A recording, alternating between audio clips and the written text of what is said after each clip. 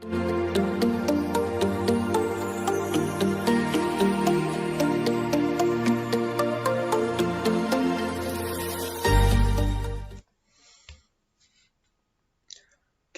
kembali bersama Smart Viva. Ini video yang ke-3 terkait dengan AAUPB atau Asas-Asas Umum Pemerintahan yang Baik. Nah, Asas-Asas Umum Pemerintahan yang Baik itu ada setidaknya dalam Peraturan Perundangan Jurisprudensi Belanda itu ada 13 asas AAUPB. Apa yang pertama adalah asas bertindak cermat. Jadi pemerintah, administrasi negara itu harus bertindak secara cermat. Kemudian bagaimana supaya memang benar-benar bertindak dengan teliti. Nah, ada asas motivasi, ada asas kepastian hukum, ada asas kesamaan. Jadi tidak boleh membeda-bedakan. Asas kepastian hukum, the rule of law, asas kesamaan, jadi tidak boleh membedakan apakah dia siapa yang dilayanin, apakah dia orang miskin, orang kaya, pejabat, rakyat biasa. Nah, maka asas umum pemerintahan yang baik itu tidak boleh membeda-bedakan, harus ada asas kesamaan. Kemudian, ada asas menyediakan akibat suatu keputusan yang batal. Nah, selanjutnya ada asas menanggapi penghargaan yang wajar. Ada asas kebijaksanaan, ada asas jangan campur adukan kewenangan. Ini nggak boleh ini, mencampur adukan antara kewenangan dia, apakah dia itu nanti dia kepentingan daripada jabatannya, atau kepentingan daripada pribadinya sebagai pejabat.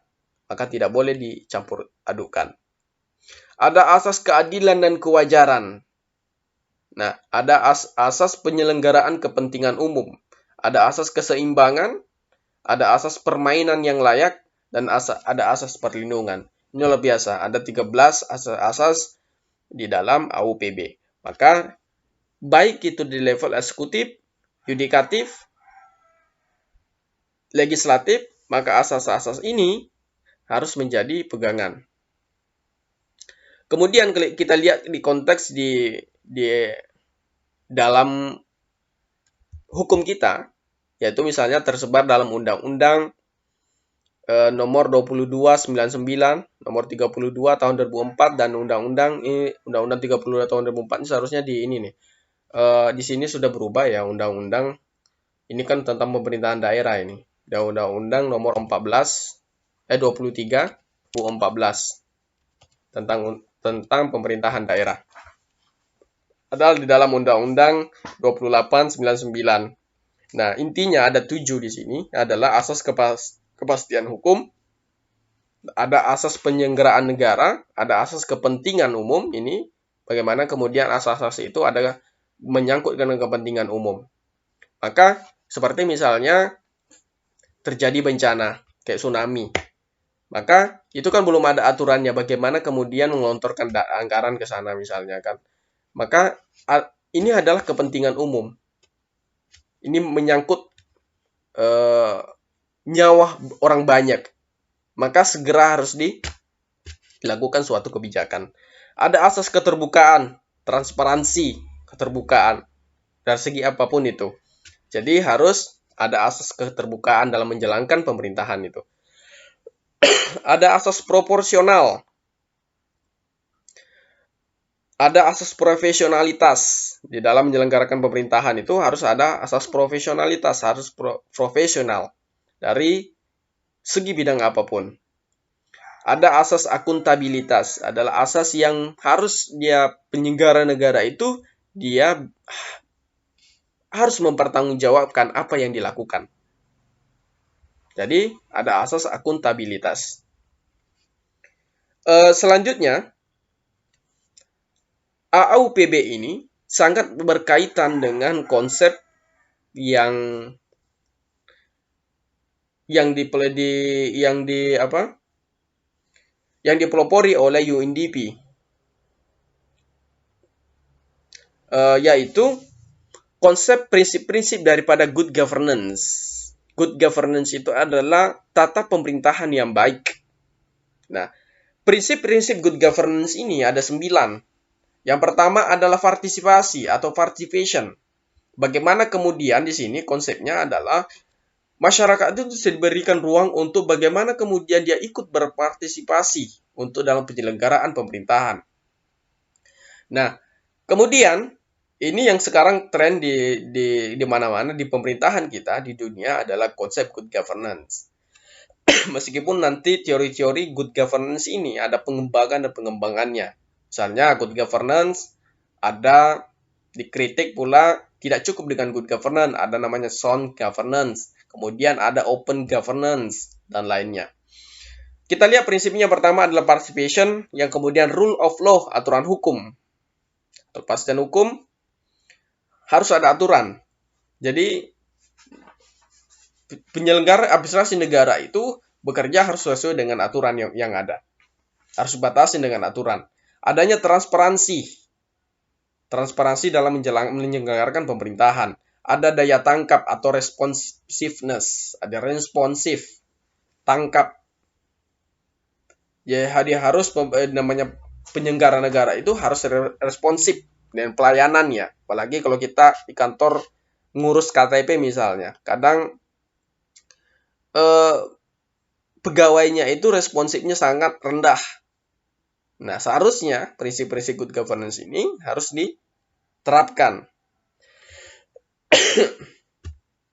Kemudian ada asas berorientasi kepada konsensus.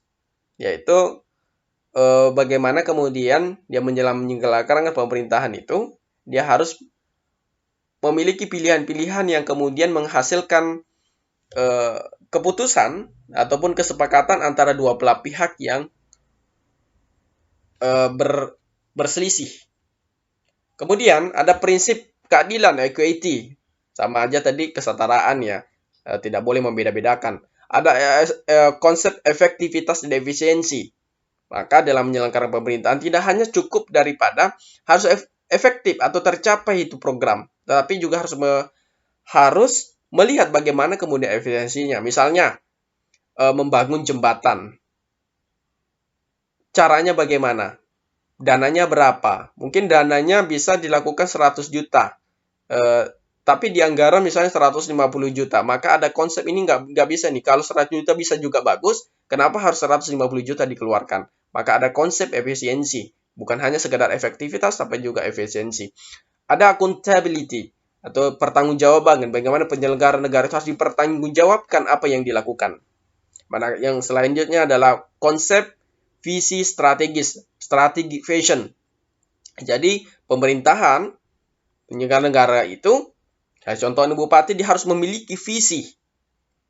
Nah, pentingnya visi dalam konsep good governance adalah ditempatkan bahwa visi menjadi hal yang prinsip harus ada. Makanya harus menetapkan visi yang strategis. Maka setiap pemerintahan itu, lembaga negara ataupun unit-unit negara itu ada namanya pasti ada visinya. Di IAIN Batu Sangkar ada visi daripada universitas, kemudian ada visi daripada kalau dulu masih ada visi sampai kepada jurusan. Kalau sekarang tidak ada satu. Jadi visi universitas saja. Bagaimana kemudian fakultas, jurusan mendorong untuk meraih atau mencapai visi fakultas. Begitu juga pemerintah daerah. Pemerintah daerah itu sekarang, kalau dulu masih konsepnya, jadi dinas-dinas itu memiliki visi. Kalau sekarang tidak. Satu visi adalah visi daripada bupati. Dinas-dinas kemudian visinya semuanya mengarah ke sana. Bagaimana kemudian untuk mencapai visi daripada bupati tersebut.